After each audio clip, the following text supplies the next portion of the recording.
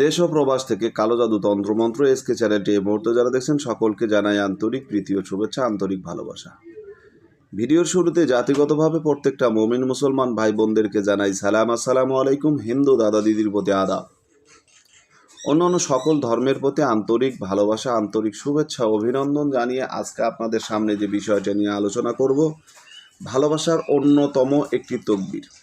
ভালোবাসার অন্যতম তকবীর, এই তকবীরটি সকল বিষয় থেকে আলাদা, সকল তকবীর থেকে আলাদা, সকল বশীকরণ থেকে আলাদা একটা বিষয় নিয়ে আপনাদের সামনে আমি আলোচনা করছি। আমি তান্ত্রিক গুরু এস.এম. সুলতান মাহমুদ। তো আজকে আপনাদের সামনে যে বিষয়টা নিয়ে কথা হবে সেটা হচ্ছে বশীকরণ। আসলে বশীকরণ কি? বশীকরণ আসলে বিষয়টা কি, এই বিষয়টা তো জানতে হবে।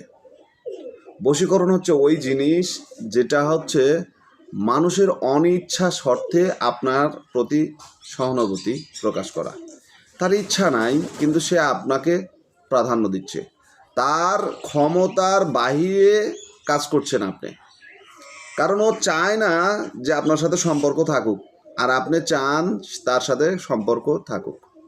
তো এই যে একটা ব্যবধান, এই যে একটা অপশন, যে বিষয়টা নিয়ে আপনি তাকে বাধ্য করেছেন, অর্থাৎ তার অনিচ্ছা শর্তে আপনি যে বিষয়টা নিয়ে তাকে আপনি বাধ্য করে রেখেছেন, এই বাধ্য করে রাখার ফলে সে আপনার কথা মতো চলতেছে বা সে আপনাকে প্রাধান্য দিচ্ছে, এটার নামই বশীকরণ। অনিচ্ছা শর্তে মানে তার ইচ্ছার বাহিরে যেটা হচ্ছে সেটাই হচ্ছে বশীকরণ। এখন একজন মানুষ আপনাকে পছন্দ করে না, একজন মানুষ আপনাকে ভালোবাসে না, একজন মানুষ আপনাকে দেখতে পারে না, আপনার কথা সহ্য করতে পারে না, কিন্তু আপনার কথা মতো সে ব্যক্তিটা অনার্গল চলছে, কন্টিনিউ সে আপনার প্রতিটা কাজকে ফলো করছে এবং প্রতিটা মুহূর্ত আপনার দেখানো পথে সে চলছে। তো এর মানে কি? এর মানে যে এটাই হচ্ছে প্রকৃত বশীকরণ। এখন আসুন, এই যে বশীকরণটা নিয়ে কথা বলছি, এই বশীকরণটা আসলে কি কি বিষয়ে আপনারা এই কাজটা করতে পারবেন।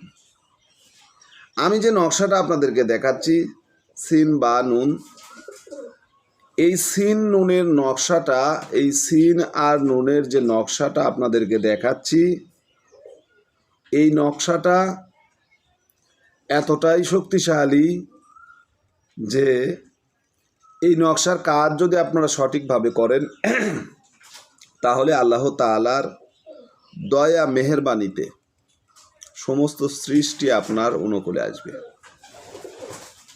হ্যাঁ, এটা একটি এসমে জাতের নকশা। এটা কিন্তু সাধারণ কোনো নকশা নিয়ে আপনাদের কাছে আমি কথা বলছি না।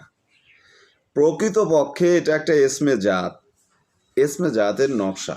আমি গত একটা ভিডিওতে বলছিলাম যে এই নকশাটা ইসমে আজম অথবা ইসমে জাত, এটা ইউসুফ আলাইহিস সালাম মানে তাসবিহ করেছিলেন বা জিকির করেছিলেন। আসলে ওখানে ইউসুফ আলাইহিস সালাম না, ইউনুস আলাইহিস সালাম। আমি স্লিপ অফ টান, অনেকেই আমাকে বলছে হুজুর এটা কেমনে, এখানে তো ভুল হয়েছে।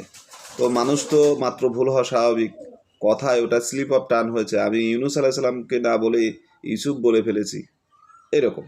আচ্ছা যাই হোক, ওটা ভুল তো হতেই পারে। তো যাই হোক, আজকের যে বিষয়টা নিয়ে কথা বলছি, এটা কিন্তু সর্বোপরি যে মানুষ আপনার কথায় চলে না, আপনাকে গণে না, মানে না, আপনাকে প্রাধান্য দেয় না, ওই ব্যক্তিকে যদি আপনার নিয়ন্ত্রণে নিতে চান, আলহামদুলিল্লাহ এই নকশাটার কাজ আপনি করেন। এই নকশা লিখে সঙ্গে রাখবেন। সমস্ত মাখলুক আপনার বাধ্য হবে, আপনাকে ভালোবাসবে, আপনাকে বিশ্বাস এবং বিশ্বাসে ভরসার জায়গায় রাখবে। সমস্ত মাখলুক, সমস্ত মানুষ, আপনি এই নকশাটা লিখে নকশার নিচে আপনি তার নাম লিখে দেন, যাকে বশীকরণ করবেন তার নাম লিখে দেন।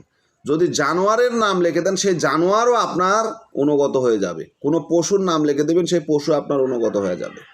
এটা এতটাই পাওয়ারফুল, এতটাই কার্যকারী, এতটাই বাস্তব।